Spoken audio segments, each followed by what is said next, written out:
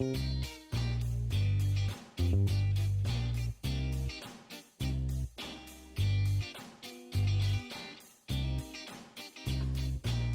tongue, man. I mean, I'm actually a nice person.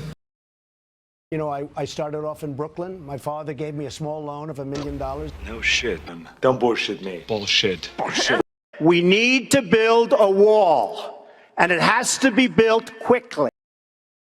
I will be the greatest jobs president that God ever created. I tell you that. A lot of us are really smart. I'm really smart.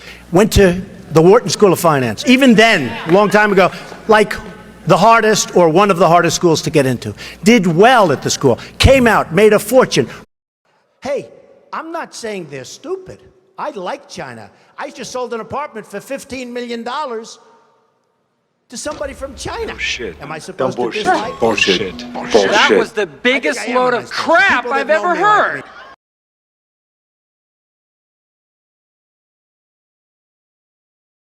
Until Election Day, and only one day left before the third and final debate between Hillary Clinton and Donald Trump. But before they square off in Las Vegas, Trump teeing off in the latest developments in the Clinton email controversy. As we say good morning, 6 o'clock here in Las Vegas. I'm Bill Hemmer. Welcome to America's Newsroom. We're high on top of the MGM Grand. Great Kind of like it up How you here. doing, right? You like it up here? So far, I mean, yesterday at this time, we had a slight tropical storm rolling here. Yeah, we're crossing our fingers that that's not going to happen this morning. But welcome, everybody. I'm Beautiful Martha morning. McCallum. It is a beautiful morning in Las Vegas, Nevada, as we watch the sun come up about a half an hour from now. Boy, what a day it is for these two. They've got 24 hours left before the biggest remaining moment in this process towards Election Day 2016. Hillary Clinton, we understand, is hunkered down again today. That's what she likes to do. She has done that in the previous debates, just sort of focused and gotten ready on her own in private. Meanwhile, Donald Trump does what he loves to do, and that's get out there in front of a crowd, rallying supporters last night in Battleground, Wisconsin. So Trump, part of his line attacking Clinton after newly released FBI documents reveal allegations of quid pro quo at the State Department, comparing it to one of the most infamous scandals in U.S. political history. So Clinton and her cronies have sacrificed your security, your family's safety, and your country's safety as though it meant nothing to her at all, which it didn't. This magnitude's worse, in my opinion, and in the opinion of many people in law enforcement. This is worse than Watergate, what's going on with this. And what does she get out of it? She gets to run for the presidency of the United States. Explain that. Explain it. All right, let's go to senior national correspondent John Roberts, who is live in Las Vegas with more on this. Good morning to you, John. Martha, good morning to you. You know, Donald Trump has been anxious to change the subject going into tomorrow night's debate, and he may have just found an issue that he can capitalize on. This idea that there was a quid pro quo offered between the State Department and the FBI to change the classification on some of Hillary Clinton's emails. Donald Trump seized upon that information last night at his rally in Green Bay, Wisconsin, calling for Patrick Kennedy's resignation. Listen to this. The FBI documents that show Undersecretary of State Patrick Kennedy made the request for altering classification as part of a quid pro quo. In other words, a deal. This is felony corruption by any standard. Undersecretary Kennedy needs to resign. But tomorrow night's debate, what Donald Trump needs to do in order to get to policy is clear the decks of all of the allegations that have been leveled against him from these 9 women over the last week or so. In debate preparation, he's been working on an answer to try to put that to the side so that he can get in on some of the deeper issues. And yesterday, his campaign put out Melania Trump for her first public appearances since her appearance at the Republican National Convention back in July. She did 2 interviews, one of them with our Ainsley Earhart. Melania talked to her about the allegations leveled by these women and the infamous hot mic incident. Listen to this. All the allegations should be handled in a court of law and without the evidence. To accuse somebody, is a man or a woman, it's damaging and it's unfair. Those words, they were offensive to me and they were inappropriate. I accept his apology and we are moving on.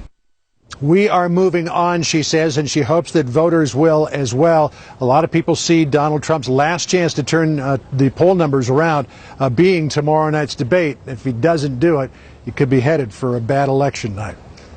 Yep. Martha? All right. A lot at stake. John, thank you very much. As we mentioned, terrific show ahead for you this morning. I want to start with analysis today. Byron York, chief political correspondent for the Washington Examiner. He is screen right, Fox News contributor, and Washington Times columnist Charlie Hurt, screen left. Actually, it's stage left. Screen right. How you doing, Charlie? Good morning to you. You're 36 hours away from the final debate. You're 21 days away from the election. Early voting is already underway in several battleground states. What do you believe is the state of the race today, Charlie? Well, I think it's a lot closer right now than you would have thought it would be, considering the amount of incoming that Donald Trump has had. Some of it self-inflicted. I think a lot of it was unfair, but whatever. He has endured 2 or 3 weeks of just unimaginably bad press. He was in Wisconsin last night. You know, most people would sort of, that's not the swingiest of swing states anymore. But, you know, he's at about, the average of the polls, he's at about 7%, which is down 7%, which is about where Mitt Romney was at the end of the election. So he's still in this. And I agree with what you just said, or what John Roberts just said, that, you know, when it comes, I think this debate is going to be pivotal. I think this debate could decide this election. Byron, you watch Melania there. She speaks very well, I think, for her family and for her husband. She takes the high road. And that is something that we haven't seen as much of from her husband. And I wonder if that might be the one posture that could help him expand his voters tomorrow night. Well, somebody's got to take the high road in the Trump campaign. Yes, and wouldn't that be nice? She's going to do it. Now, you know, John Roberts said Trump has to find a way to kind of put all these allegations off the table. I'm not sure there is such a way to do that. Hillary Clinton's not going to want to let him do that. So he's going to have to come up with one heck of an answer. One other thing about the polls now. If you average all the national polls together, Hillary Clinton's lead is now 7 points. Barack Obama won by 3.9 points over Mitt Romney in 2012. That 3.9 point lead translated into 332 electoral votes to Romney's 206. So Trump has an enormous amount of ground to make up in 21 days. In the past 24 hours, CBS has Clinton up 9. Monmouth poll has Clinton up 12. There's an NBC poll that came out earlier today where the margin of difference at the moment, there's CBS, Monmouth Rural next, and NBC had the difference at 8 points. To both of you, when Trump talks about a rigged election, what do you believe the effect of that is, if at all, when I know the argument you make? You believe that's his get out the vote. It's his get out the vote, yeah. Right? What do you think it is, Charlie? I agree. It definitely is that. But, you know, there's a lot of hand-wringing in the media about the fact that he keeps using this term, and I get that. But what's kind of terrifying, or what I think is important about it, is the fact that there are millions and millions and millions of Americans who believe that, and believe that the system or whatever is rigged against them. The media. And the media, and you know, everything from global trade to illegal immigration to other economic issues. They feel like the system is rigged against them, and he's speaking for them. And going after Donald Trump for captivating that audience, I think is kind of not as important as figuring out, well, you know, gee, what's wrong? What's going on wrong here? Yeah. You know, it seems to me that he has an opportunity tomorrow night to basically say, if you want everything to stay like this, right, if you want 4 more years, and I think so many of these stories get muddied, the quid pro quo, the WikiLeaks, but people do understand the larger picture, which is that there's, you know, sort of a pact in Washington and the media and corporate America that has allowed this to fester, and that the only way to change it would be to change it. And if this is a change election, perhaps the person who's leading it, maybe for that side of the equation, has to become less important than the overall motivation. This is the opportunity he's had all along, right, to portray himself as the change agent, and he hasn't actually done it yet. The one thing about the email scandals and the drip of information and this alleged quid pro quo, you're right, it's very Clinton-esque, and it's like, do you want more of this stuff? I mean, as a matter of fact, one of Trump's better commercials about a month ago just had a fleeting picture of Bill and Hillary Clinton in that 1992 60 Minutes interview, and basically it's, do you want to go back to all this? Trump has not effectively made that argument, but it is a real effective argument to make, because remember, a lot of people a while back when Jeb Bush was a power, they said, you know, are we going to go with the third Bush or the second Clinton? Well, the Bush thing isn't happening, but the second Clinton is right there on the horizon, and this is his chance to make that argument. One more point in this conversation. If you look at that Wall Street Journal polling, voter turnout could be as low as we have seen in perhaps 3 election cycles. They're talking about African Americans are less interested, young voters are less interested. We talked about that a lot. You're down 4 points from just 4 years ago. In a battleground state, if you are within the margin of error, 4 points can make a huge difference. Oh, absolutely. And, it's been a very ugly election, obviously. And, neither, all of the WikiLeaks stuff that's come out for Hillary Clinton actually managed or rather the stuff going on with Donald Trump managed to actually get his unfavorables among his own supporters down to the sort of level with Hillary Clinton at one point.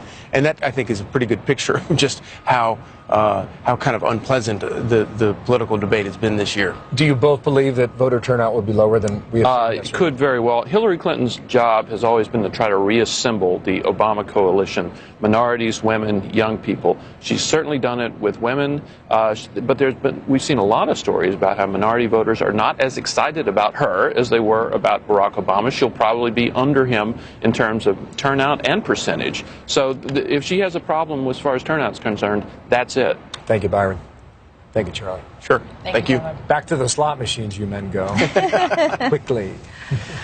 So remember, Fox News has you covered leading up to this big debate tomorrow night. What an important moment this is. And you don't know what's going to happen. That's what we learned in this process, right? So for the first time ever, a Fox News journalist will be moderating that debate. The honor goes to our own Fox News Sunday anchor, Chris Wallace. The final debate between Donald Trump and Hillary Clinton set for tomorrow night, 9 p.m. Eastern, live from the campus of the University of Nevada in Las Vegas. Looking forward to that. In the meantime, as these two get ready to battle it out, some new polls show a very tight race in some of the more critical battleground states.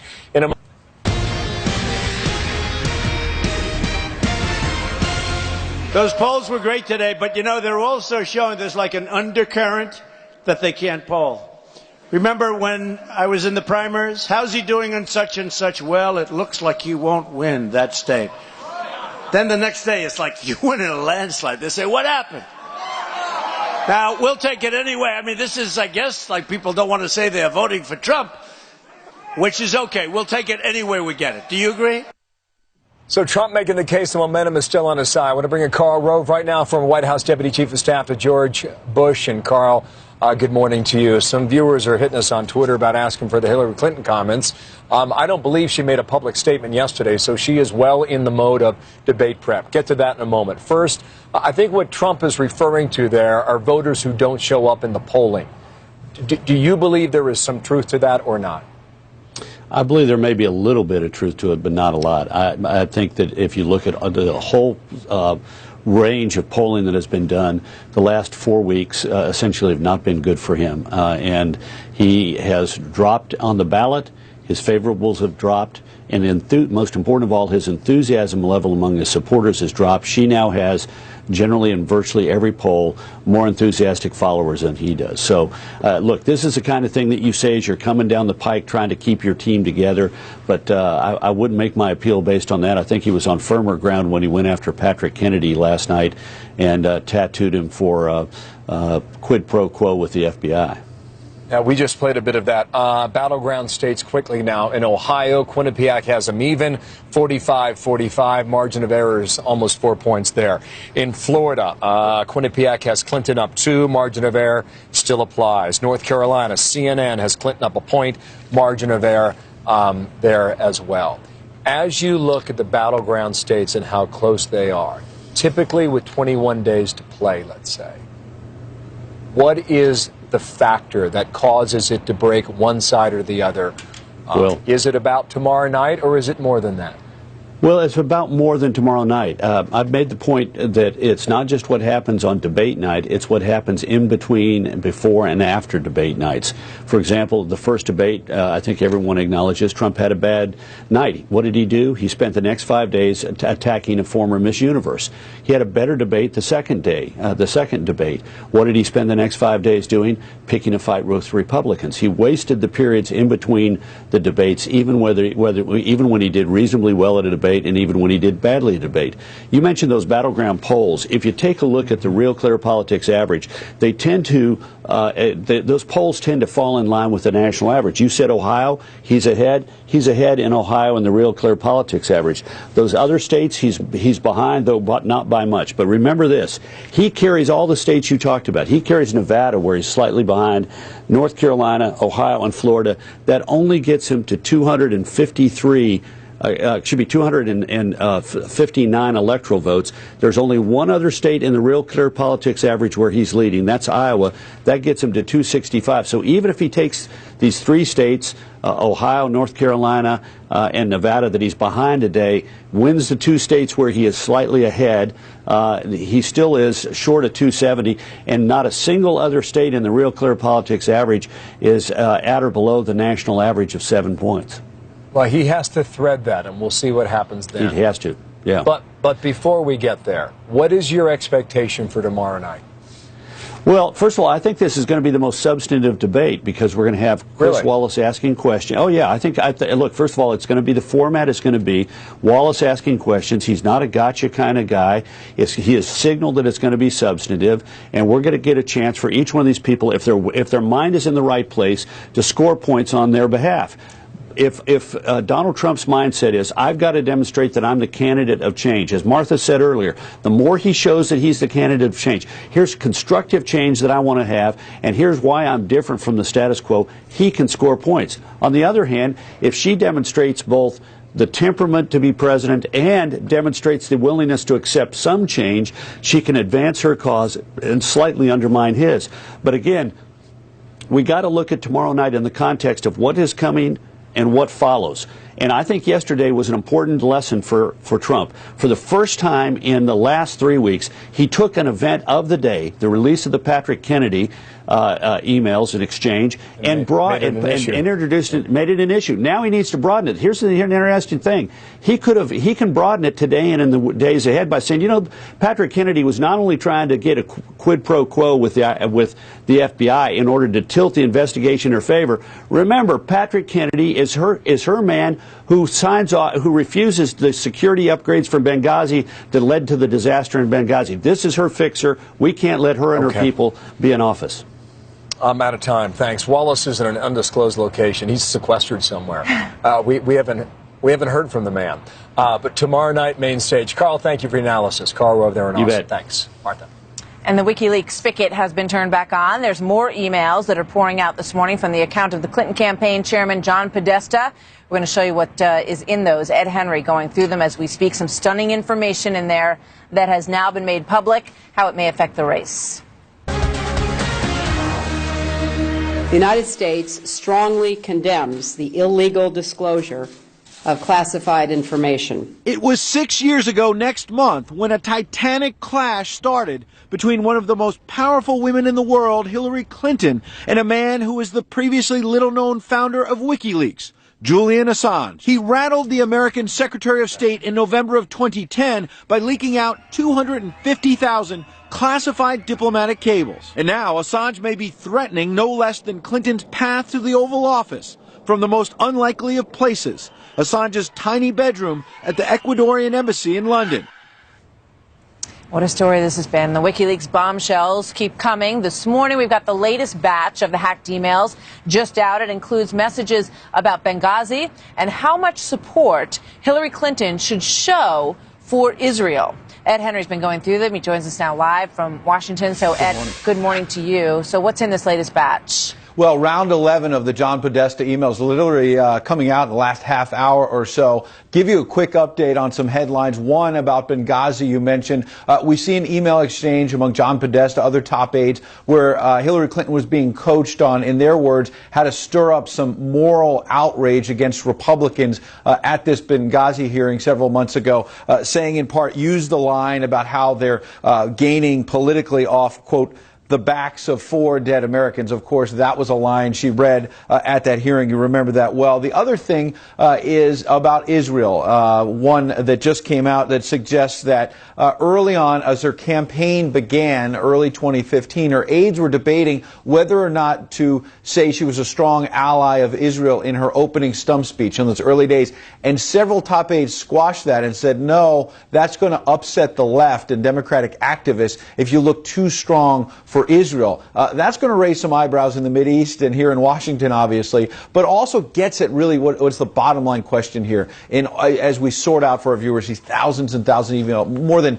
10,000 John Podesta emails now, which is that you're seeing 2 different Hillary Clintons. You're seeing one in public on Israel, for example, saying now, strong ally of Israel, be there for Israel, do whatever I can in her speeches. And then in private, they're saying, well, wait a second, let's not be too strong of an ally publicly. That's going to hurt us with the left. And we've seen that again and again when the Wall Street transcripts come out, for example, finally, in these email dumps, something that she resisted from Bernie Sanders. Why did she do that? Well, because when she was talking to Goldman Sachs for hundreds of thousands of dollars a speech, she was saying, oh, you know, you just need a public and a private position on issues like trade. You tell the public one thing, but in private you have a totally different position in order to negotiate. She also sort of downplayed her support for Wall Street reform, saying, yeah, we had to do Dodd-Frank for political reasons. It wasn't really about the substance. And finally, telling these Wall Street bankers that were paying her big money for a speech, you know what? I don't know why in this country Hillary Clinton said there's such a bias against successful people like you who've made so much money on Wall Street. Well, that's the opposite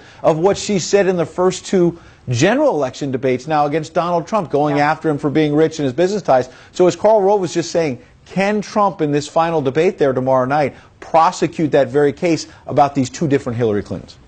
Yeah. I mean, it goes back to Bill Clinton, too, and triangulation, you know, where you sort of try to figure out a way to say the right thing to this side, the right thing to that side, and really not give either side what they want. Now, some people might just say, look, that's just politics. But Donald Trump does have an opportunity here to remind people of this very long pattern that exists. You're right, Martha, because yes, it's politics. It's politics as usual. And Donald Trump's whole appeal has been blow everything up. This is a change election. And so if Hillary Clinton's defense is going to be, look, everybody does this. This is just politics. This is what's been driving some of the anger out there, number one. Number 2, you mentioned Bill Clinton. Well, there's some other revelations here that people shouldn't forget, which is about the Clinton Foundation. At one point, Bill Clinton accepting a $1 million check from Qatar, a U.S. ally, for the Clinton Foundation on his birthday, when Hillary Clinton in other emails is saying Qatar is helping support and fund ISIS. So which one is it? Are they helping ISIS, or are you willing to take a $1 million check to help the foundation? Some big stories here, Martha.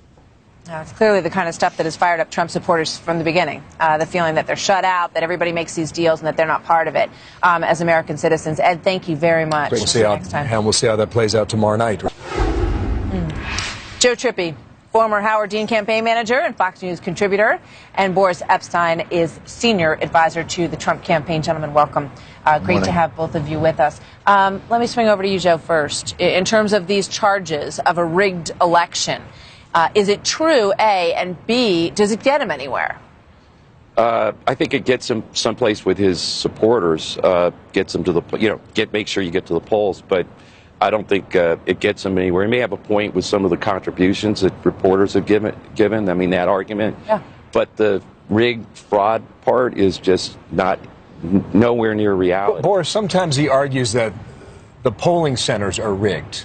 And then some of his surrogates argue, no, that's not what he's talking about. He's talking about the media rigging it toward Hillary Clinton. Well, so what is it? It's both.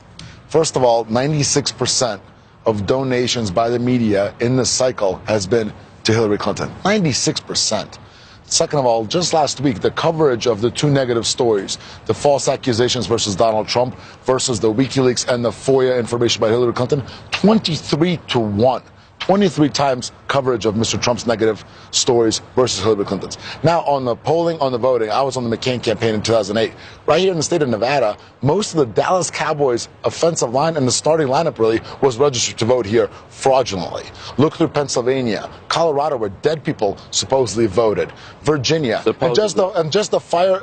Well, they can't vote because they're dead. And then hold on, Joe. And then in North Carolina, you just had the firebombing right now of the GOP headquarters. That's voter intimidation. Voter fraud has many faces to it. It's voter intimidation, it's voter registration fraud, and then it's actual voter fraud. And now we also know from the Washington Post, that non-citizens have been voting in this country. Yeah. So yes, both of these issues are true. It's a legitimate concern for any American. Everybody wants our election system. It's the bedrock of our democracy. It has to be as clean as humanly possible. Yeah, so this is how clean it is. Study fall elections since 2000, over 1 billion people have voted. 31 cases of documented voter fraud. Study by who? In the United States. The Brennan Center, which is a known left center. No, like there's not a single study on voter fraud out there, unless it's been from the Pew study, the Washington. I just cited the Washington Post. The Pennsylvania report alone found 700 instances. Are you arguing that there were 30 or 31 votes in total? No, 31 documented cases where. But the cases involved how many votes? Not that many. It's just this is a very rare thing in this country, and that's what I think is wrong. Look, I think there are legitimate questions. I think Boris named off a couple. I mean, the contributions, coverage, those kinds of things. If you want to talk about that, I think Trump can go to town on it. But to insinuate and tell people that this election is being rigged and stolen at the voting booth, these states, Ohio, Florida, they're run by Republican Secretary of States, Republican governors. Well, we're talking about other states like Pennsylvania, Colorado, Virginia. Oh, so it's only happened in the Democrat. It's happened in Ohio. Here's the issue. I don't understand why the Democrats are against integrity of the election. All we're saying is we want to make sure that non-citizens don't vote, that voters are not intimidated at the polling places like they were in 2008 with the new Black Panthers in Pennsylvania. What's wrong with that? What do you say to those critics who say he's just preparing a reason? If he loses, it's going to be all about this. It won't be because he had any missteps. It'll be all about this. We're not preparing to lose. We're going to win this election. We'll win it on the issues. We'll win it on national security, on the economy, and on Hillary Clinton being absolutely disqualified from being president. And now with all the There's another explanation of this is a get out the vote effort drive. Is there truth to that? Well, we obviously want as many Republicans, independents, as well as Democrats I get it, to but vote. Is this part of the strategy? The strategy, Bill, is to make sure that there is integrity in our elections. And that's what Mr. Trump is talking about. But it's also to point out that there has been rampant voter fraud all over this country, in this state, in the state of Nevada, in Colorado, in Pennsylvania, in Ohio where they have same-day voting and registration, rampant voter fraud by Acorn in 08. And since they bust people from Illinois to Ohio to vote. What about the journalism argument that journalists should not be supporting and giving money to any candidate? I'm not sure. A, and then B, that is also reflected in the coverage. That when you look at the front of the Washington Post, you look at the front of the New York Times, the WikiLeaks stories are this big, and the Trump stories and these accusations that could be unfounded are everywhere. I'm not sure. I mean, I know that it said media contributions to Clinton. I maxed out to Hillary Clinton. People should know that, but I mean, it's obvious. You're a partisan. But I'm not a journalist. Exactly. No, that's what I'm saying. Totally so I don't know who am I. But when they put those figures out, am I about journalists, talk about hosts, talk about people who write in the papers. No, that's what I meant. So I don't think I don't believe the anchors should be doing that. I don't think we will see if Trump talks about it again today. Joe, thank you. Boris, thank you. Thanks so much. Remember this now from presidential debate number 2. It was 9 days ago when we got these allegations now. Some suggest they are bombshells. Quid pro quo in the Hillary Clinton email investigation. FBI files show an unnamed bureau official said that a State Department staffer offered the FBI a deal to strip the classified marking from an email on Clinton's server, and apparently they tried it repeatedly. The State Department just this morning denies any collusion on this deal. We looked into this, the FBI looked into this, and it's just not true. There was no quid pro quo even suggested or any kind of bargain laid on the table. What did happen, and what did happen though, is Pat Kennedy did talk to the FBI, as he did on other email traffic that we were getting ready to release through FOIA, to discuss and try to better understand why they wanted something classified. All right, so no collusion. That's John Kirby from earlier. John Bolton, now former U.S. ambassador to the UN. So the FBI says there was no, in the end, this for that. No one got anything. But it is clear that the request was made, and it may have been done, according to our reporting this morning, on numerous occasions. Now, what are we to understand about how serious the nature of this allegation is? Well, I think it's extraordinarily serious, and the fact that the trade wasn't made doesn't detract from that. Attempted bribery is just as much a crime as actual bribery. Let's say two things on this. Remember Rod Blagojevich, the governor of Illinois, who, given the vacancy in an Illinois Senate seat when Barack Obama was elected president, said, "I've got something golden here I'm going to trade." And for that, Blagojevich went to jail. What Patrick Kennedy was trading here was slots for the FBI and American embassies overseas. It may not sound like much, but in the bureaucracy, that was golden too. So in a way, Patrick Kennedy is the Rod Blagojevich of Hillary Clinton's State Department. Number two, he was an undersecretary of state. I was once myself. There are only 6 of them in the State Department. He's not some munchkin. And I think he's really the circuit breaker between the State Department bureaucracy and Hillary Clinton. Under Kennedy are diplomatic security, information technology, overseas buildings, human resources, administration. This is where it all comes together. And I think he was communicating with Hillary Clinton or with her staff. I think they knew what was going on, and if they didn't, they were asleep at the switch. The judge was on this program exactly at this hour yesterday. You're an attorney. He says the mere suggestion of this is a crime in itself. Could you win that case in court? This is attempted bribery. Yeah, absolutely. It is inconceivable to me that a State Department official could do this. You can't change the classification of information, whether it's a document or some other tangible form, for any reason other than a change in the circumstances that gave rise to the classification in the first place. Patrick Kennedy was doing a political task for Hillary Clinton, trading on government information and government resources, the slots in the overseas embassies. So this was bribery with your taxpayer assets at stake. It's just he should be removed from office. Certainly, if I had tried to do it, I would have been removed. Yeah, I get it. If she wins in 21 days, what is the hangover from these allegations, or perhaps I think it's if she's president? Yeah, look, I think it means that all of the questions about her conduct at the State Department continue. Remember, another aspect of Patrick Kennedy, he was deeply involved in Benghazi. He is the person who appointed the Accountability Review Board that exonerated Hillary Clinton of any wrongdoing in connection with Benghazi, any incompetence, without even ever bothering to interview her. And the emails in question that he was trying to trade on were Benghazi-related emails. I mean, this cries out for the State Department not going into a defensive crouch, but opening this up, because the conduct is unacceptable. I'm out of time. Thank you, sir. Mr. Ambassador John Bolton, thank you for your time today. You bet. Martha. Melania Trump speaking on camera for the first time since the release of the video that rocked her husband's campaign, how she is responding to those remarks and to the backlash. When we said that, wasn't one of the 2 individuals involved in the conversation. Pat Kennedy and the other FBI official was not the person who gave this interview. I can't speak to what that individual remembers or how they remember it. What I can tell you is we've looked into this. There was no quid pro quo even suggested. There wasn't even an inkling of that. And the FBI said the same thing. Joining us now, special report anchor Bret Baier and Jennifer Griffin, who has been on the Clinton campaign and covering that throughout. Welcome to both of you. Great to be with you here in Las Vegas. You guys winning or losing out here, by the way? Even so far. Really? Yeah. Not too much time out here. Yeah, in Vegas, that means right. I wish I could say the same, but we'll get into that later. So, Patrick Kennedy, is this issue, there's been such a huge faucet full of this information coming out. How do you think it works with the American people? Can Donald Trump use this to his advantage if he can sort of grasp it and make sense out of it tomorrow night for the people? I think it just fits in this overall feeling like there is this other level that Hillary Clinton is somehow exempt from the law that would dictate what would happen if somebody else did some of this stuff. The Patrick Kennedy thing, again, it's complicated. We explain it, I think, pretty well.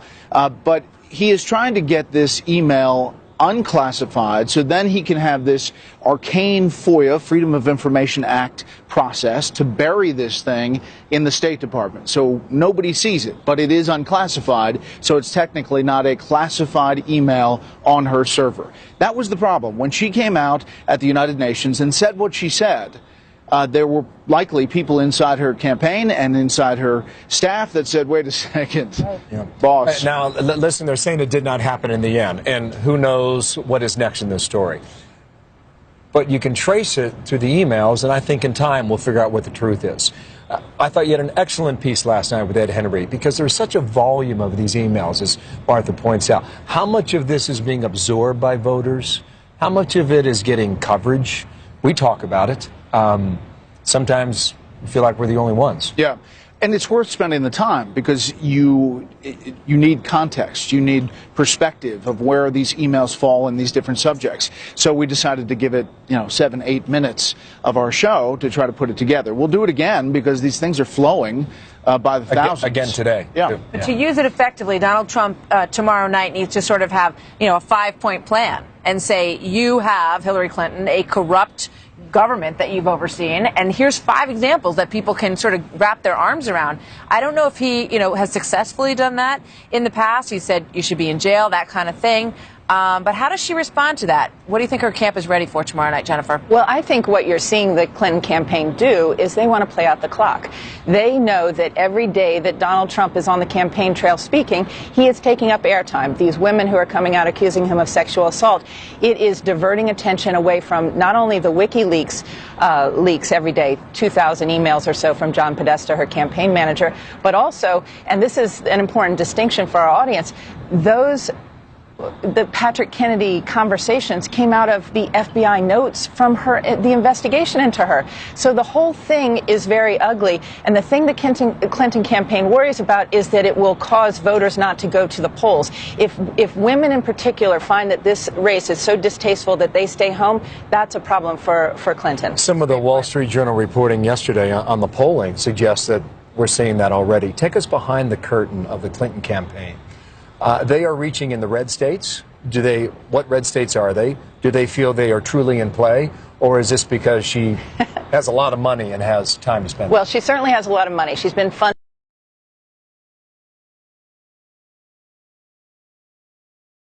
And what's interesting is Robbie Mook, her campaign manager, yesterday had a conference call in which he described how they're spending $6 million candidate at Bronx trying to help Democrats retake the Senate. So any place you see that Hillary Clinton is traveling in the next few days, it is because there's early voting starting. So she's going out to Ohio and Pennsylvania and Florida, key states where early voting is starting. 45% of the votes will be cast before Election Day. So every day is Election Day for the Democrats right now, and they are spending money on races that you wouldn't expect. They're going to spend $2 million in Arizona, which is typically Democrats have not won Arizona since 1992. You're spending money in Texas. Indiana, Missouri, red states, Georgia. They think Georgia is in play. So this is a very interesting strategy.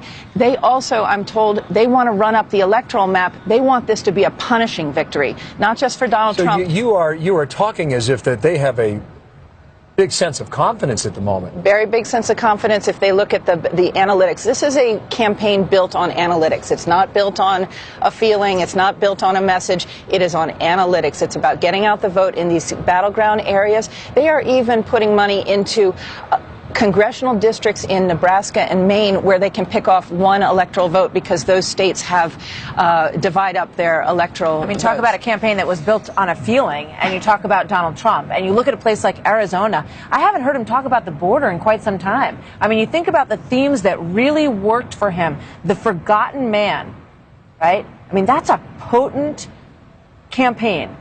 The border, toughening our stance around the world. These are issues that worked for him so profoundly and helped him win the primary, and they're getting lost in the shuffle, I think many would say, Brett. Yeah, I would think that immigration comes up pretty significantly in the debate Wednesday night. I do agree with you, though. He has now taken a different turn to, this being rigged, and rigged in multiple ways. The media is rigging it, and you look at the WikiLeaks and how many interchanges there are, the actual voting and concerns about the election, and that's raising some questions, some alarm bells for not only Democrats but Republicans about how that's going to be perceived. And one more thing on the WikiLeaks.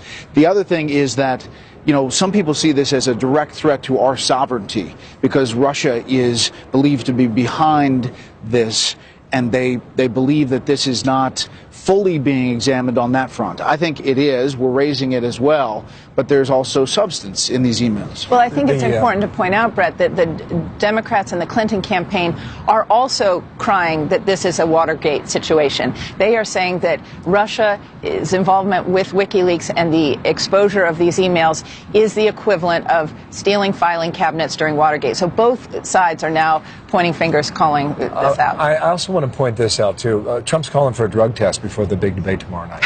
So in 2016, folks, this actually happened at the press room at the White House. Watch. Donald Trump suggested that presidential candidates should have to take a drug test. White House response? Well, so you're telling me that the candidate who snorted his way through the first two debates is accusing the other candidate of taking drugs? It's a curious development in the campaign. Yeah, I think he was trying to be glib there, but I mean, Howard Dean had to walk back what he said, so we'll see what happens here. Unbelievable. I mean, it is unbelievable. You just, it's like a movie, but it's real. On the Clinton team, does anyone think the absurdity of some of the exchanges back and forth have gone overboard or have crossed the line where even regular campaign watchers would have said, we've gone there? Oh, yes. In fact, we hear it all the time. I think their biggest problem is trying to keep a straight face through this and also not to look too gleeful when they see what they see as unforced errors by Donald Trump. Which is what the Saturday Night Live skit is all about, Matadors, right? I love that with the wing. You don't want to celebrate too early. Thank you, Brett. Thank you, Jen. Thank you, Brett. Good to see you both. So as we've been reminding you, and as we hope you remember, for the first time ever, tomorrow night a Fox News journalist will be moderating a presidential debate. We've done lots of primaries. This is a very big moment for Fox, and we're proud of Chris Wallace, and he's going to do a great job tomorrow night as he sits down to moderate the final debate between Donald Trump and Hillary Clinton tomorrow night, 9 p.m. Eastern, live from the campus of the University of Nevada here in Las Vegas. Has anyone seen Wallace? I mean, what's he doing, Brad? Is he in a cave? Or? I don't know. He's holed up. He's holed up. But you know what? So Melania Trump speaking out on camera for the first time about the 2005 video of her husband Donald making comments about women that many felt were lewd and clearly inappropriate. So she says that the video does not show the man that she knows and that she has accepted his apology. Watch. Those words, they were offensive to me. And they were inappropriate. Is it fair for the media to bring up Bill Clinton's past or for Donald Trump to bring up Bill Clinton's past? Well, if they bring my past, why not? So they're asking for it? They're asking for it. They started from the beginning of the campaign, putting my picture from modeling days, as you want that to be your first lady. Hurt feelings there, to be sure. Rich Lowry joins us now, editor of the National Review and a Fox News contributor. Matthew Littman is political consultant and former speechwriter to Vice President Joe Biden. Gentlemen, welcome. Good to have you both here today. This was something that needed to happen. Melania Trump needed to come out and speak on behalf of her husband. Was it too late? And will it be effective? What do you think, Rich? Well, you're right. Any sort of scandal of this nature, you need the spouse out there vouching for the candidate. She's a very elegant lady, and I think she did the best she could. I don't think it's going to change perceptions one way or the other, really. I mean, that tape is so vivid. Donald Trump is such a big and dominating personality. it doesn't really, it's more his performance that matters rather than what anyone else is saying about him, even his wife. Let's play one more soundbite from this interview, and then we'll get Matthew to weigh in. He's not the man that we heard him on the tape. Many times I gave him an advice and I didn't agree to do all the tapes on Howard Stern with Billy Bush, because I know those people, they hook him on. They try to get from him some inappropriate and dirty language. I mean, there's some truth to that, to be sure, Matthew, that, you know, in those environments, when you're on with Howard Stern, he wants to get something saucy and salacious out of everybody he has on. I think most people, Howard Stern has said he's not going to release those tapes because specifically for that reason. Does this help Donald Trump politically, this speaking out by Melania Trump? Well, there are three problems with the interview yesterday. She's a fine spokesperson, but the problems are this. One is you have to be with your spouse when you're giving a talk like this to show that there's some warmth in your relationships and that you actually forgive the person for the statements that they've made. They've appeared together before, so I don't know why they didn't appear together now. The other thing is she hasn't appeared on the campaign for a really long time. I think basically since the convention, too, is she went after this media conspiracy with the Clintons, but also saying that the New York Post was part of that media conspiracy. The New York Post may be literally the only newspaper in America that endorses Donald Trump. And then three, the bigger point is she's saying that Howard Stern basically pulled Trump around by his nose and Billy Bush pulled Trump around. All they have to do is sort of egg him on a little bit. How is he falling for all of these people who are able to egg him on so much? Billy Bush, Howard Stern, and it's not dissimilar to what Putin has done to Donald Trump. Putin basically said Donald Trump's a smart guy, and Donald Trump then came out and said, we may not need NATO. I mean, so, you know, it's not just the Billy Bush and Howard Stern thing. If this is manifesting itself for Trump in other ways, if you compliment him or lead him on a little bit, he ends up doing whatever you want, basically. Martha, can I just... I mean, when you think about it, just from a purely political viewpoint, there's been way too many days spent on this, right? And I think Matt makes a really good point, that if they had sat down together, which they still could, I think it would have helped them to put this to rest. And we really have not seen, I mean, I know Ivanka has been on that trail, and they've done interviews and all of that, but not to the extent that you might have expected, given the fact that coming out of the convention, everybody, all they could talk about was the family and how great they all were, especially the women. Right. Absolutely right. A candidate that has such a problem with women voters, you think he'd make more of an effort to have his wife and his daughter out there. Now, look, you're not going to have Melania standing behind him at one of these rallies where he's, you know, going on for an hour, but you can do other kind of events where he's with her, and certainly featuring Ivanka more, you know, whose whole brand is about being the working professional mother.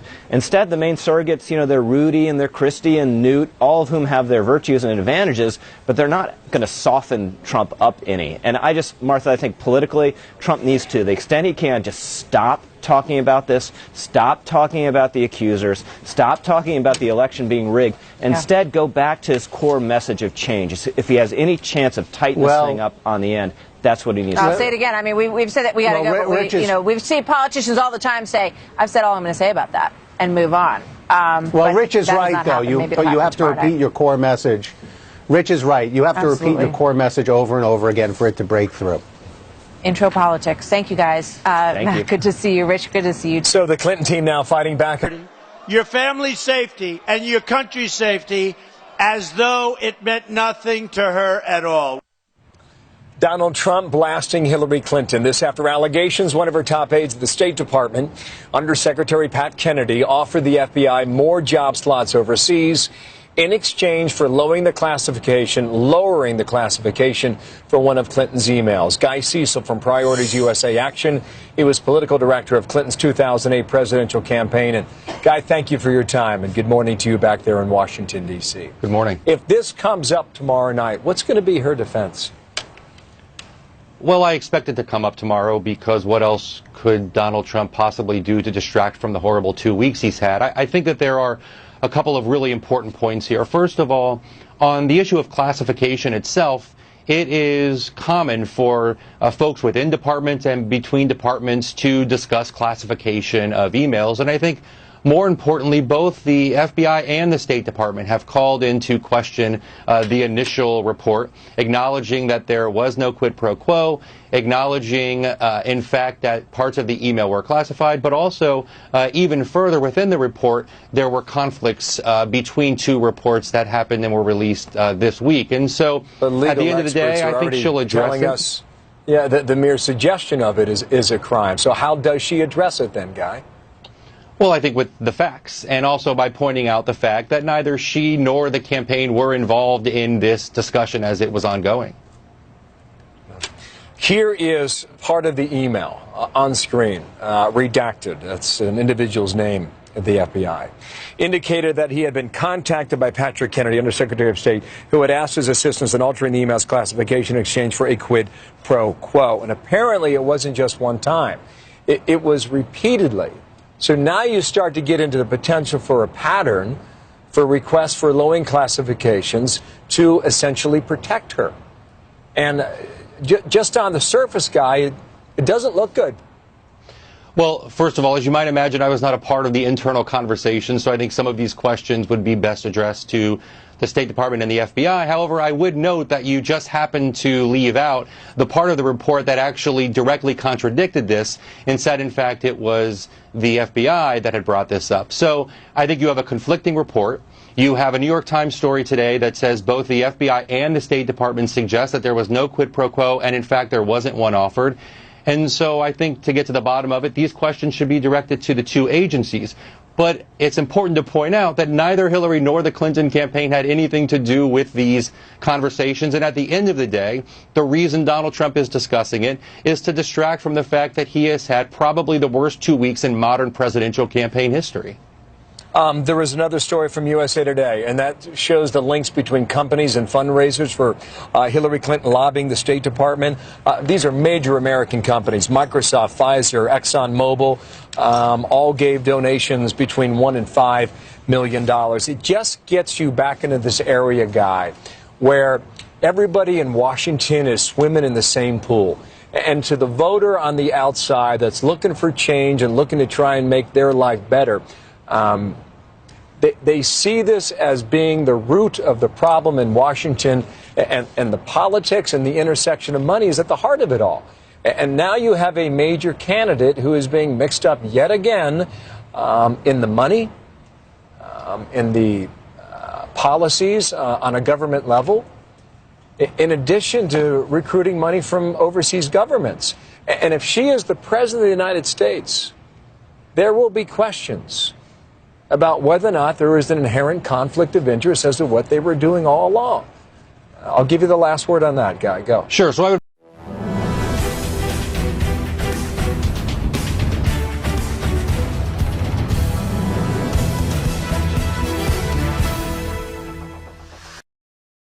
You called last night Hillary Clinton a bigot.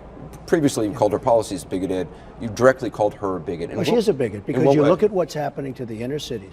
You look at what's happening to African Americans and Hispanics in this country, where she talks all the time. She's talking, look at the vets, where she said the vets are being treated essentially just fine, that it's over-exaggerated what's happening to the vets not so long ago. But how is she bigoted? Bigoted is, well, because having hatred toward a she's particular selling group. them down the tubes, because she's not doing anything for those communities. She talks a good game, So you're but she saying doesn't do anything. she has hatred Her or policies are dislike of black bigoted. people? Her policies are bigoted because she knows they're not going to work. But you're saying she is personally bigoted. Oh, she is. Of course she is. You're Her saying- policies, they're her policies. She comes out with the policies, and others that believe like she does also. But she came out with policies over the years. This is over the years, long time.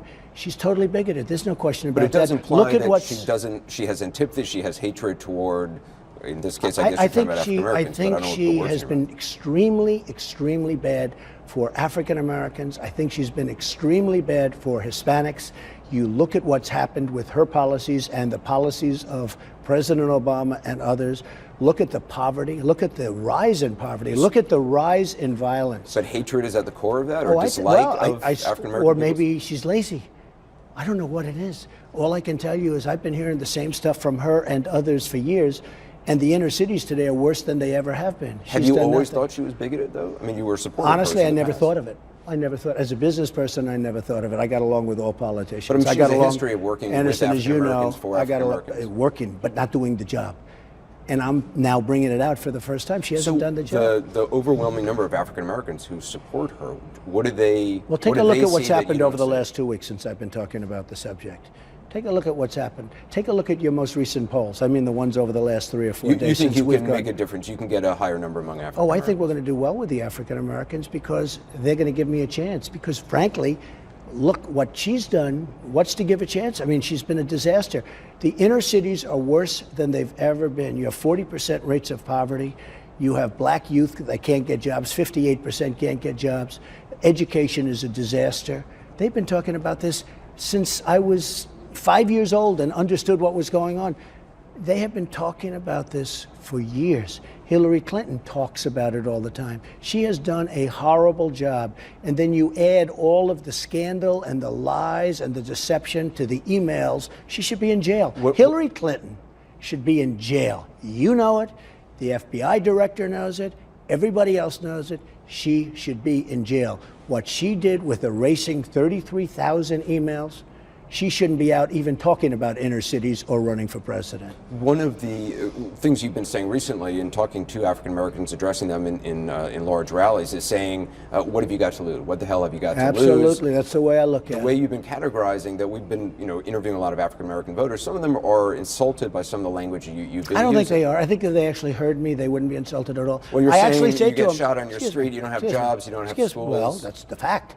Well, They're shot on their streets. Look at Chicago. But for the vast majority of African Americans, that's not. I mean, the vast majority do not live in poverty. 40% are living in poverty. Would you say that's a pretty 26%. big? Well, I have 40. I have a different stat The than you Kaiser do. Foundation has 26%. I have 40%. Whether it's 26 or 40. Look, you can look at it anyway, and I know you want to protect her as much as you possibly No, can. I'm not but let me interested in just tell you, protecting her. Anderson, she has done a horrible job. Her policies don't work. It's a disaster for African Americans, and you see what's happening because many of them who watch my speeches are saying, he's right. They've been doing this for 50, 60, 70 years. And I say, what do you have to lose? Some of you And I'll are- tell you something, not only what do you have to lose, I will fix it. Some of your African American supporters that we've talked to said they would like to see you go into an African American church or I'm going to directly do talk that into very soon. In a fact, group. I'm going to Detroit, and I'll be going to some other places. I've been invited to many. I'll be doing that very soon. So that's definitely something you're going to do. Oh, I'm going to do it. Yeah, sure. I look forward to it. In What fact, I sort think of- I'm doing it over the next 2 weeks. I'm doing a couple of visits. How much improvement do you think you can make in the African American vote? I can't tell you. I can only tell you I can fix the inner cities. Let me talk She to- can't. She doesn't. Not only can't she doesn't have a chance. I want to start by what Hillary Clinton is now coming at you with. I talked to her last night. She called in my show. She said that you are bringing hate mainstream by embracing the so-called alt-right movement, that you're peddling bigotry, prejudice, and paranoia. Well, first of all, we're bringing love. You see these rooms, they're packed with people that have been just left behind. I call it the forgotten man and women. They have been left behind, Anderson, by people like her who are third-rate politicians who talk and they don't produce. You look at our inner cities are a disaster, and the African-American people are realizing that the Democrats who have run these inner cities for 75 years and 100 years, they've just left them, they've forgotten. They get Are their you vote. embracing the alt-right movement, though? I don't mean, even Steve know. Bannon? Nobody even knows what it is, and she didn't know what it was. This is a term that was just given that, frankly, there's no alt-right or alt-left. All I'm embracing is common sense. Well, Steve Bannon did say Breitbart is sort of the voice of the alt-right movement. I don't know what Steve said. All I can tell you, I can only speak for myself. You see the crowds we have. You see the enthusiasm in them. These are great people. These are people that have not been heard for many years, and now they've been heard. First time in many, many decades. In fact, some people say the first time, period. And I think we're going to do very well. You see what's going on with the polls over the last 3 or 4 days. I think we're going to do very well. But I want to read she is somebody that's all talk, no action. Look at the lies. Look at the deception. Look at what's happened with her emails. Look at the erasing of 33,000 emails. She should be ashamed of herself. She should get back to work for the people. She doesn't do that. I want to read you one more thing that she just said today in her speech. She said, "This is what I want to make clear today. A man with a long history of racial discrimination who traffics in dark conspiracy theories drawn from the pages of supermarket tabloids and the far reaches of the internet should never run our government or command our No, it's an military." incorrect statement. First of all, we were sued many, many years ago when I was very young. by the government, sued many, many companies. You know that. It wasn't me. They sued many companies. But your company was sued for not allowing black people. And you know what? They found nothing. They found absolutely nothing. You settled. They bring up a case. I settled with no awards, no nothing. But didn't people in your company use the words? I don't even know. Honestly, what a superintendent does at a building, that I can't tell you. But I can just tell you that they settled the case, and that was the end of it. It was many years ago, and I guess they found we did nothing wrong because we didn't have to do anything. We didn't have any payments to make. We didn't have to pay $20 million in fines. We didn't have any. You didn't pay any money in order to settle? We didn't. It's a long time ago, but I don't believe so, no.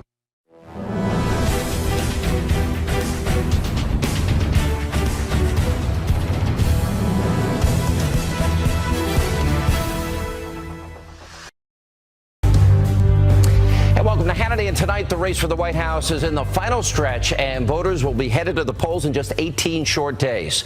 Now, Donald Trump, he'll be here in just a minute with reaction, but first, it's been a very big week in politics. Now, the candidates, they faced off in their third and final debate in Las Vegas. The liberal mainstream media, they lost their minds over Donald Trump's comments about accepting election results, despite, of course, a long history of Democrats doing the exact same thing. And although Fox News cannot independently verify, undercover tapes from Project Veritas appear to expose very sinister schemes by Democrats to incite violence at Trump rallies and to commit massive voter fraud. And tomorrow, the GOP nominee will make a major pledge to American voters in Gettysburg, Pennsylvania. Joining us now with details, 2016 Republican presidential nominee Donald Trump. Mr. Trump, how are you?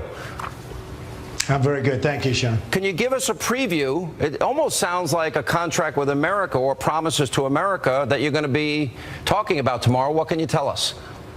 Well, we're going to be doing a lot of things. We're going to be lowering taxes. We're going to be strengthening our border. We're going to be getting rid of regulations. The regulations are going to be gone because, I mean, you look at this country, what's happening with regulations, and we need them for security and we need them for certain things like the environment, but our regulations are just taking over our companies. We can't compete anymore. We're going to be terminating, repealing, and replacing Obamacare. We're going to be saving our Second Amendment. There are a lot of things, Sean. It's going to be, I think it's going to be very special. Differences. The Supreme Court vetting refugees, saying radical Islam, cutting taxes, raising taxes, keeping Obamacare, getting rid of Obamacare, building a wall, not building a wall, energy independence, no independence, education top down to the states. Those are deep, profound differences. Do you think the voters understand the choice that is theirs this election? Well, I think they do, and I think if they watch the debates, they would really understand a lot. I mean, right now, I think you have two very clear choices. You have a really clear choice between Hillary Clinton and myself. And if you just look at the stances on everything, she's going to raise taxes, I'm going to lower taxes. She's going to increase regulations, I'm going to cut regulations down to a minimum, a good number, but down to a minimum. And there's so many different things. We're going to rebuild the military, we're going to take care of our vets, we're going to save the Second Amendment, we're going to repeal and replace Obamacare, which is a total disaster. She wants to make it even a bigger mess and going to spend trillions and trillions of dollars on it. It's crazy what's going on. And so you have a really clear choice. You have a very, very distinct choice. You had been very critical in the media throughout this entire process. Now through WikiLeaks, we know the following news organizations: Univision, NBC, ABC, CBS, the New York Times, Politico, the Boston Globe, all of these organizations, CNN, in one way, fashion, or form, have been in the pocket of Hillary Clinton. What's your reaction to that? Well, it's totally brutal. I mean, you could do something that's, just fabulous. It's perfect. Everything's great. And then they end up giving you bad news and bad stories, bad coverage.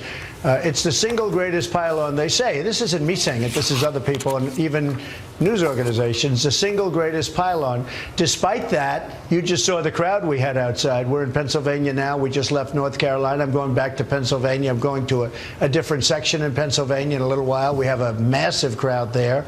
It's been unbelievable what's going on. And I think that it's not pollable, although, as you know, 3 polls came out today saying I'm leading nationwide. And look, it's a question of taxes. It's a question of borders. Do we want to have a country or not? We're going to have strong borders. And we're going to have people come into our country.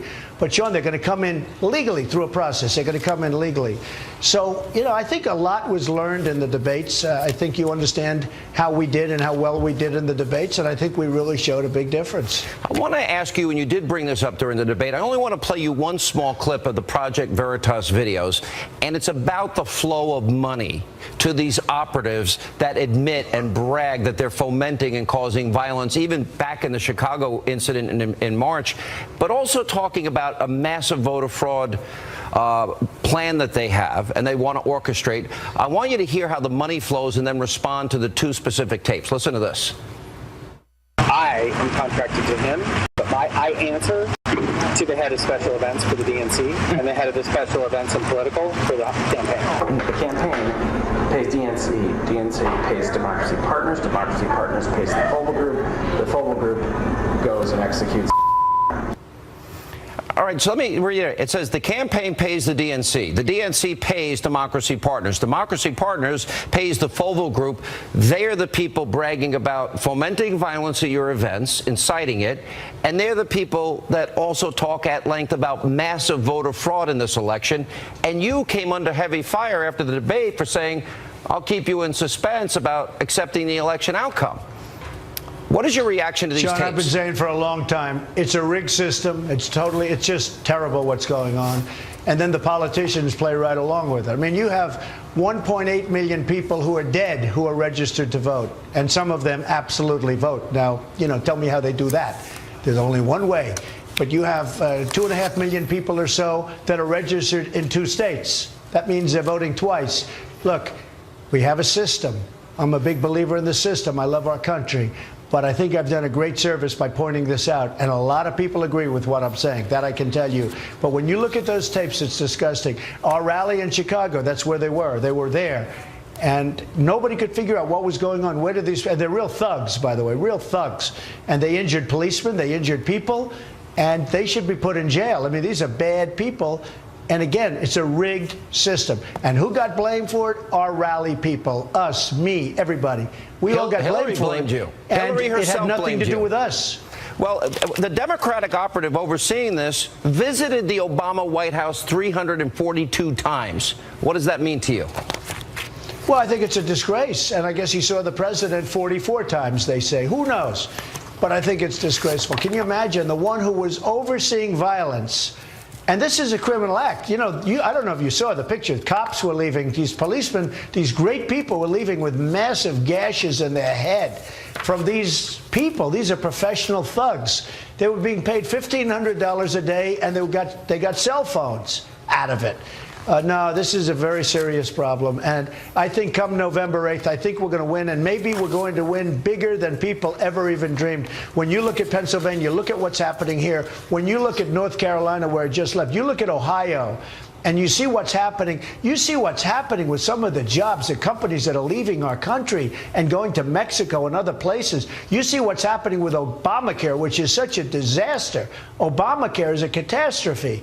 The premiums are going up 60, 70, 80%. The care is no good. You can't even get it, the deductible side. I mean, say what you want. Bill Clinton said, this is the craziest thing I've ever seen. He said that, and he probably suffered New Mexico, that night. But he said Obamacare is a disaster. It is a total disaster. And welcome back to Hannity, and here's part 2 of my interview with the 2016 Republican nominee, Donald Trump. As I talk to you, I'm going to put up the headlines of WikiLeaks and the things we've discovered, including the latest solicitation, $12 million from a country that Secretary Clinton, as Secretary of State, thought abusing their own citizens. $12 million, also a paid appearance to go to the Clinton Foundation. On the side of you right now is a list of all of these revelations. I know you've been paying attention to it. The media has not. They've largely ignored it.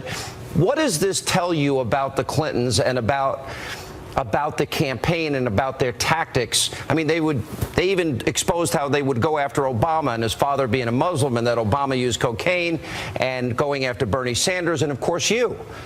What do you get out of these WikiLeaks revelations? Well, take a look at what's going on. I mean, look at, as an example, and this wasn't WikiLeaks, but look at what you just said about the voter fraud that was uncovered with the tapes. Look at what you said about the thugs going into arenas and starting problem. Look at what came out today about the New York Times, where they have reporters that are soft or safe or something.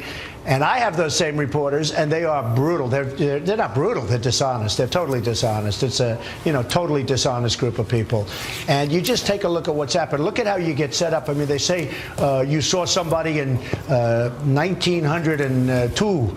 And you touch the person. I mean, give me a break. This is stuff that all doesn't exist, Sean. This is dirty, disgusting stuff, and they'll find out. It'll be revealed at some point. This is dirty, disgusting stuff. Yeah. And you know what? It's no way that it should be. We're supposed to be a great democracy. It's no way that it should be. I mean, a certain magazine wrote some horrible things. I guess it came out today. Nobody reports it. I'm not going to get involved in it, but nobody reports it. But if somebody calls up the newspaper and says just one thing, they make a big deal out of it. Well, I mean, they interviewed a woman on CNN for 45 minutes. It turns out she's claiming you were molesting her on a plane, but it was okay for 15 minutes. And then an eyewitness came on with Judge Jeanine Pirro that said that never happened. I was sitting right next to them, and she was on a public plane with a lot of people. You would think she would have cried out for help, considering the length of time. They went with that, but you're right. They'll ignore the National Enquirer, which is what I think you're referring to. By the way, it never happened. Never happened. Right. Okay? Well, you have an eyewitness that corroborates that for you. Just so you understand, all that stuff, it was fabricated, made up, never happened. When you see, they come like every 2 days.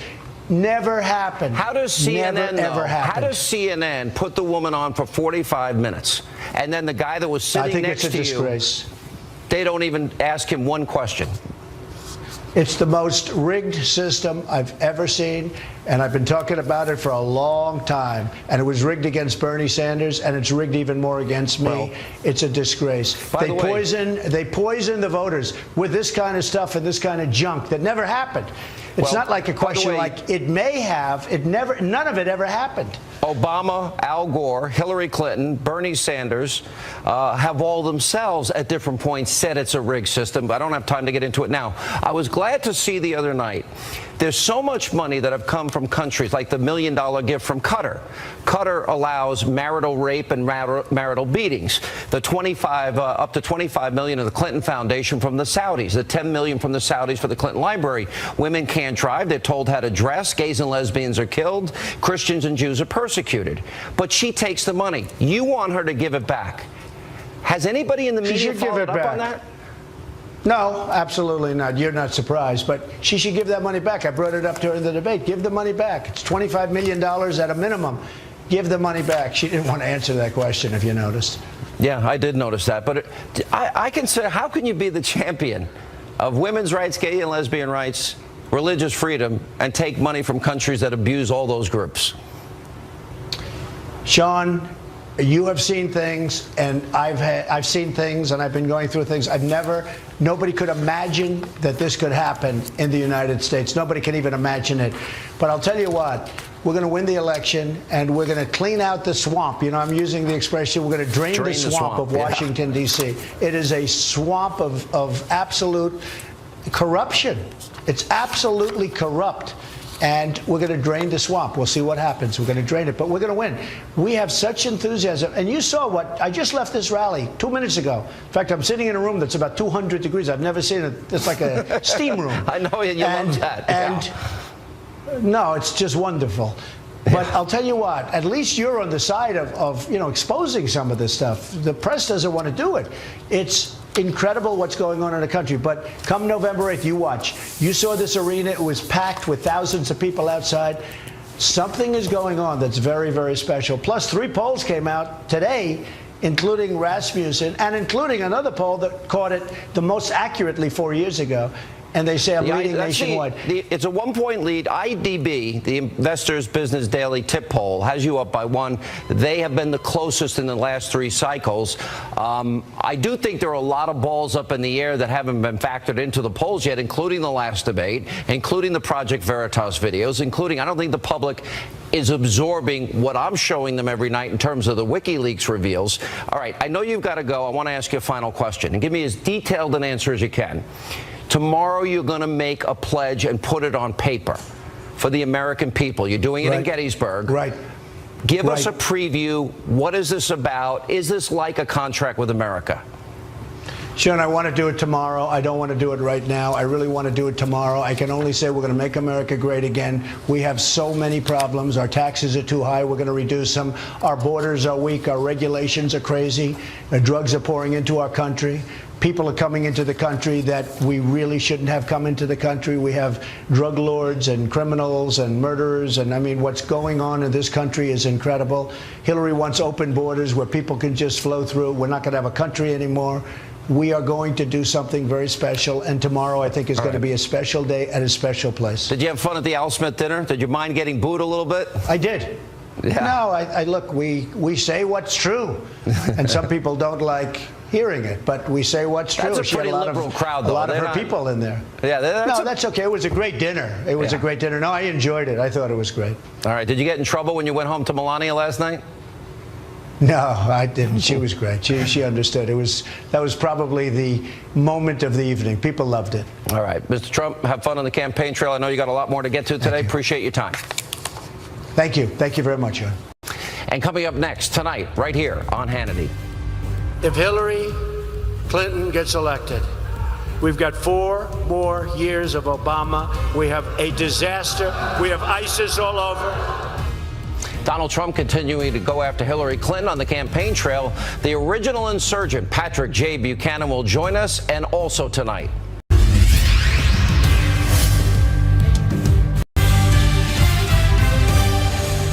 We have a bunch of babies running our country, folks. We have a bunch of losers. They're losers. They're babies. We have a president. All he wants to do is campaign. His wife, all she wants to do is campaign.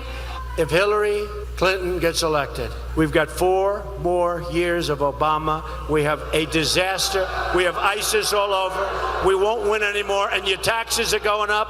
And she wants to double up and triple up on Obamacare, which has to be repealed and replaced. It's a disaster. We are going to start making things in America again. We are going to start making things in North Carolina again. We are bringing back our jobs. America first. Remember that. All right, that was Donald Trump earlier today at a rally in North Carolina as he looks to build momentum ahead of Election Day. My next guest, the original insurgent, Patrick J. Buchanan, he penned a new article about the panic within the Republican establishment, writing, quote, "The establishment is horrified at Donald's defiance because deep within its soul, it fears that the people for whom Trump speaks no longer accept its political legitimacy or moral authority." Joining us now with reaction, the author of The Greatest Comeback, Patrick J. Buchanan. Pat, I agree 100%. There's a political earthquake that is going on. And in 20 days, there's going to be a huge discussion about the future of the Republican Party.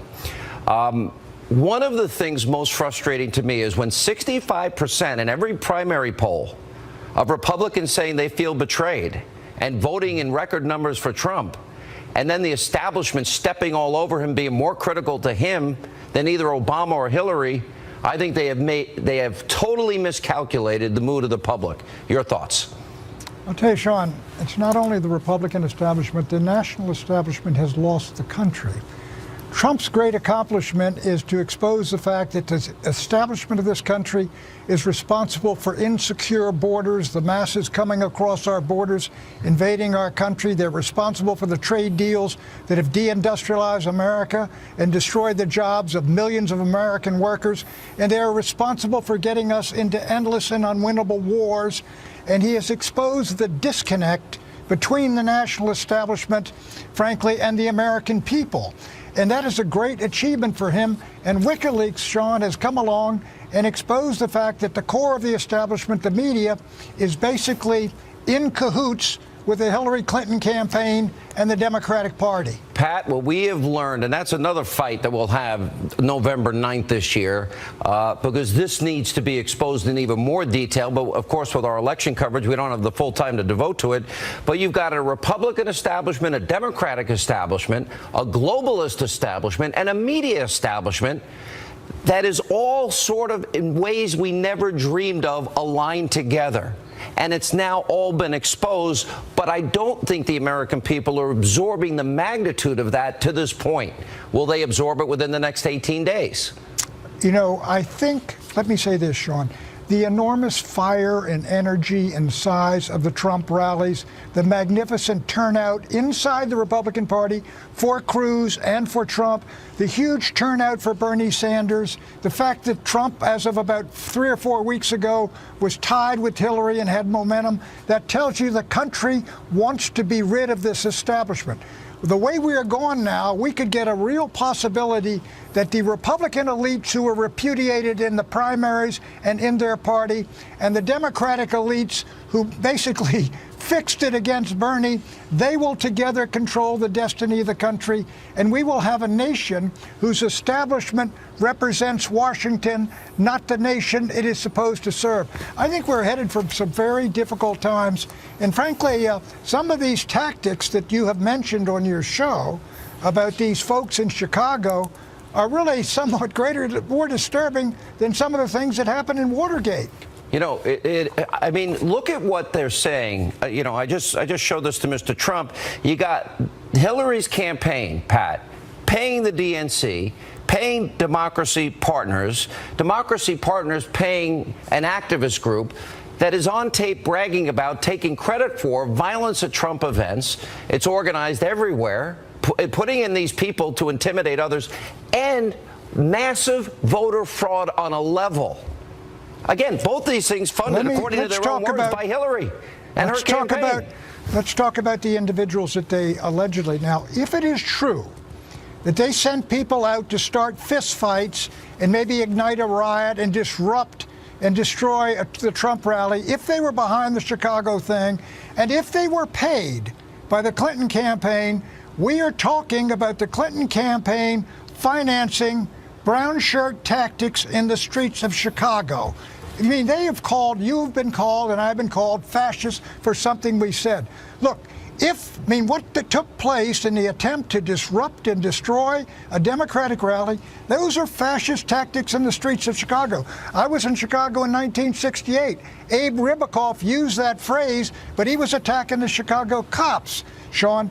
But if people are doing this, that's what Goebbels and Rome and the others did with the brown shirts. Yeah. I want to know if they're saying in their own words is Hillary's campaign pays the DNC pays Democracy Partners pays for those fomenting violence and plotting and scheming voter fraud. Is it a fair question? What did Hillary know? When did she know it? What did her campaign know? When did she know it? And by the way, this guy, this operative who oversaw the whole thing, he went to the Obama White House 342 times. What did Obama know? And when did he know it? Exactly. You know, Sean, the great question is if. Was this guy just shooting his mouth off and nothing happened and he wasn't paid for anything and he had some legitimate reason to go to the White House 300 times? But let me say this. I was in the White House in 1968, October 15th. They found out the dirty trickster, Donald Zagretti, had been sending pizzas to a Muskie rally. I mean, we had an emergency meeting in the White House. The FBI was all over this like a cheap suit. Where is they ought to immediately have this guy in and take a look at this and talk to the people involved in those riots in Chicago and question them as to whether somebody paid them. And does anybody know if these individuals, again, are just shooting their mouth off or they did what they're talking about? I mean, they were fired instantly. That suggests to me that the people that fired them know they were up to no good. Yeah. All right, Pat, we're going to watch this. What's your prediction? How's this all going to play out? Who do you think's going to win this? I think the Donald's behind the 8 ball right now, and what he's got to do, he's got to raise his polls basically in the general national polls from about at least 2 or 1 behind him, and that's the only way I think you're going to tip the whole thing over. He's got to win Florida, Ohio, North Carolina, Nevada, and Iowa, and then he's short by about 5 if he holds on to Arizona, of course, Texas, of course, and Georgia. So it's an uphill climb. He knows it, I'm sure, as do the folks. And I think there's still an outside chance to get that inside straight. Listen, Pat Buchanan, nobody thought you'd beat a sitting president in New Hampshire, did they? No, they didn't, but then they beat me in 33. Well, you know, you could have stopped right there. I mean, it was a pretty big victory. And listen, in 92, Sean, I didn't win it, but they thought in the White House I did win in New Hampshire. All right, Pat Buchanan, the original insurgent. Thank you. And up next tonight, right here on Hannity. She said, I can't recall 39 times. Well, that's a lie, because everything there she could recall. All right, highlights from Donald Trump's rally today in Pennsylvania. We'll check in with Frank Luntz, Pat Caddell. They're here. Plus, more WikiLeaks revelations. The leaked emails now reveal Hillary Clinton's role in soliciting money from her family foundations, for her family foundation, allegedly runs far deeper than we all thought. Mercedes Schlapp, Charlie Hurt, they're here with reaction as Hannity continues.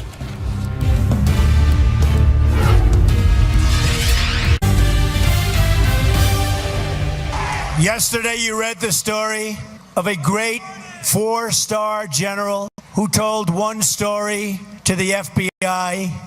They said it wasn't true, might have been a lie. And guess what? His life is destroyed. He could go to jail for 5 years. She lied over and over and over and over. 39 times, right? She said to the FBI.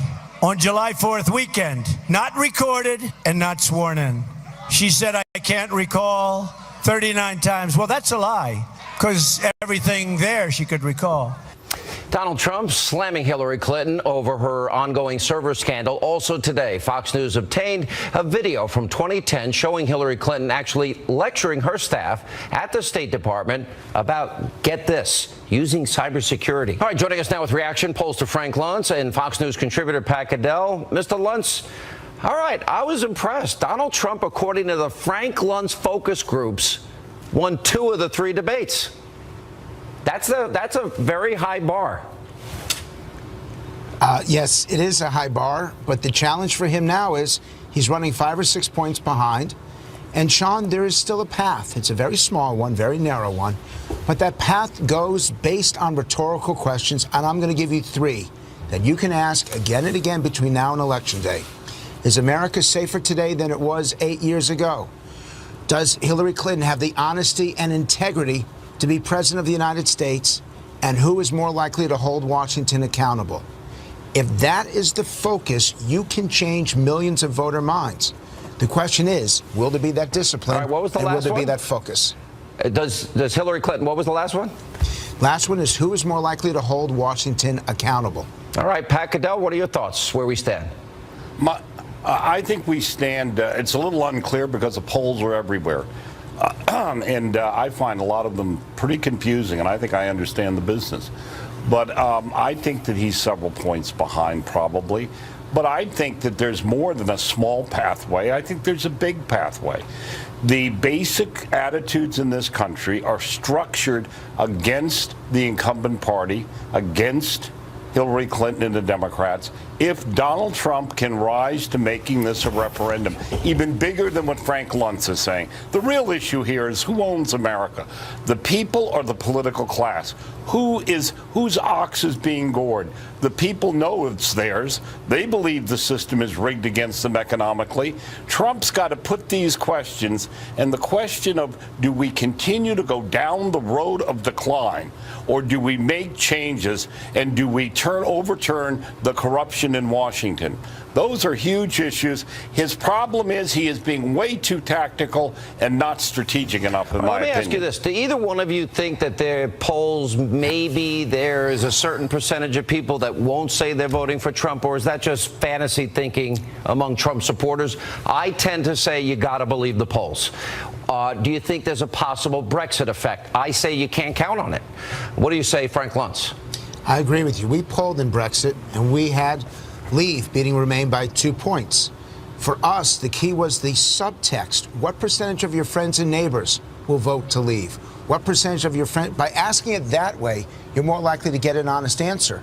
But Sean, if the focus is just on the polls over the next 18 days, then nothing is going to change. Because in the end, voters don't vote on polls. And I agree with Pat. The bigger the issue, the bigger the challenge The more this is about change versus the status quo, the more likely you will get a change electorate. But it requires those kinds of questions to actually move the opinions of voters. Yeah, no, I think that's well said. As you've traveled around the country, I know you've discussed this. It's always very difficult for a Republican, because they always got to thread the needle unless they can somehow break into and get back some of those blue-collar voters that have gone Democrat in recent years, get people in states like Pennsylvania, Wisconsin, Ohio locked in, and Michigan. Does Donald Trump's message resonate any more than past Republicans because he's different on issues involving trade? Let me give you a straight answer. The answer is yes. His message resonates more. His persona is what concerns people. And if it were just about his message, Sean, I believe that his language versus Hillary's, his position versus Hillary's, Trump wins. But on the persona, they see her as being experienced. They see her as being presidential. And they're not sure about even though his they temperament. think, even though 70% think she's a liar and untrustworthy. Absolutely. And that should be the issue. Yeah. But you just raised the point, Sean. If that's how they're voting, then Trump wins. But that's not been the focal point over the last 2 weeks. And if he does that for 18 days, you think he comes back in a big way? It's tough because they're not going to be standing side by side again between now and Election Day. All right, Frank Luntz, good to see you. Thank you. Coming up, more stunning revelations from the WikiLeaks document dump. Hillary Clinton allegedly tried to personally solicit, get this, a $12 million donation to the Clinton Foundation from the King of Morocco, by the way, which she acknowledged was corrupt. Mercedes Schlapp, Charlie Hurt are here to weigh in, and more straight ahead.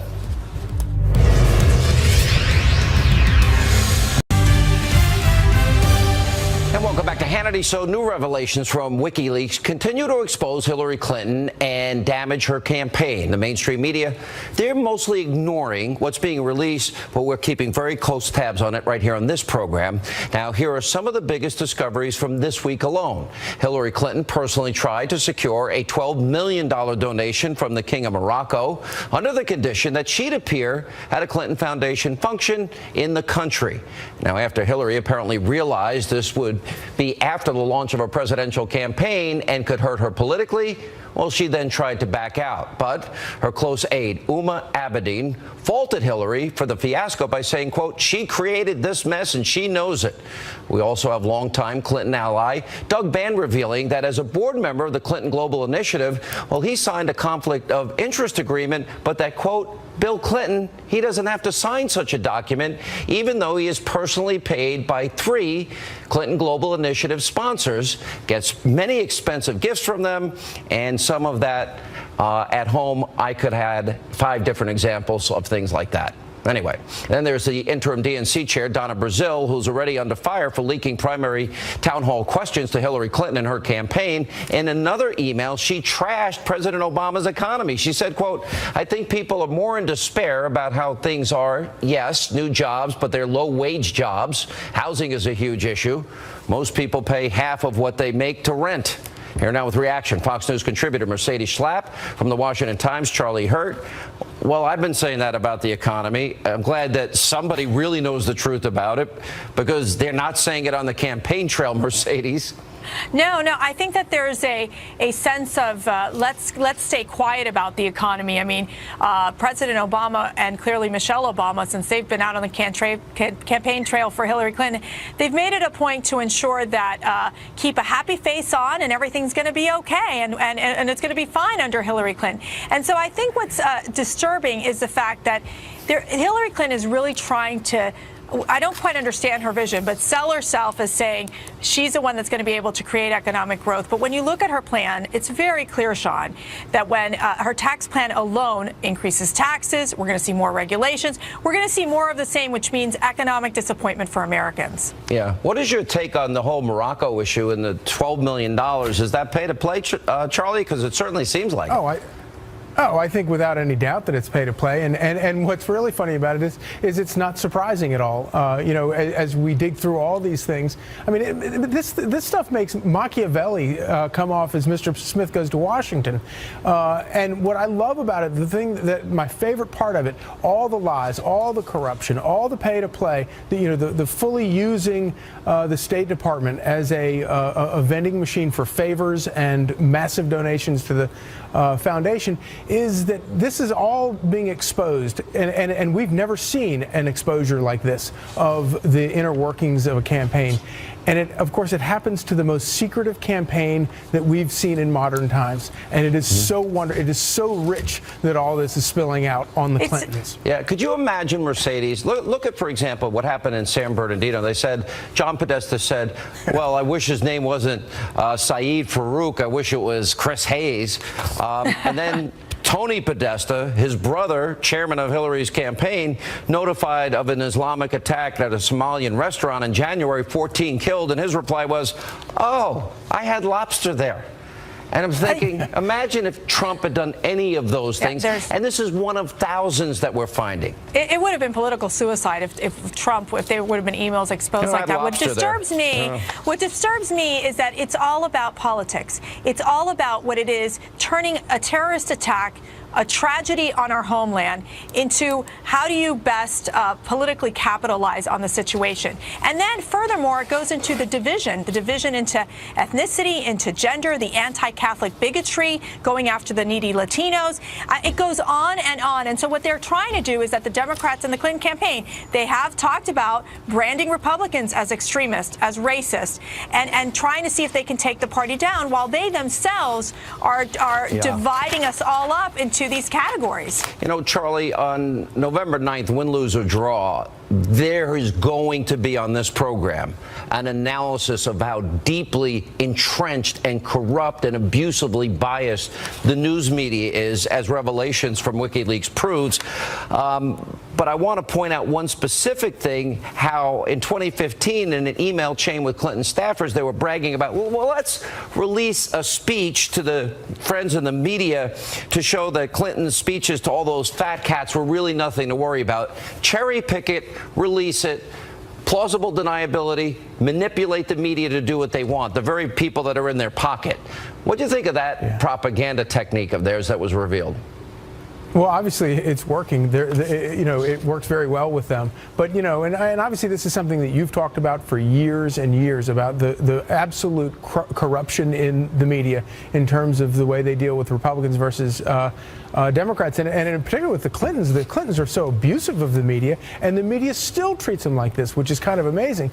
But, I really do think that one of the things that will happen at the conclusion of this race is that it won't just be people like you or me or Mercy talking about the corrupt media. I think that the public, because even the public that the people who are going to be voting for Clinton, they're realizing that, I'm going to vote for her, but man, she's a liar. And I mean, even John Podesta admits that she has trouble with the truth. Funny, so I think this is a breakthrough moment where people, I think it's the end of the media as we know. All right, exit question: who's going to win this race, Mercedes? Oh, come on, Sean. That's unfair. It's going to be tight till the very end. If he can close it down to two points, it'll be interesting. With a little dose of hope, I'll say Donald Trump. All right, when we come back, we need your help. An important question of the day. We want your thoughts on that question and more. Straight ahead.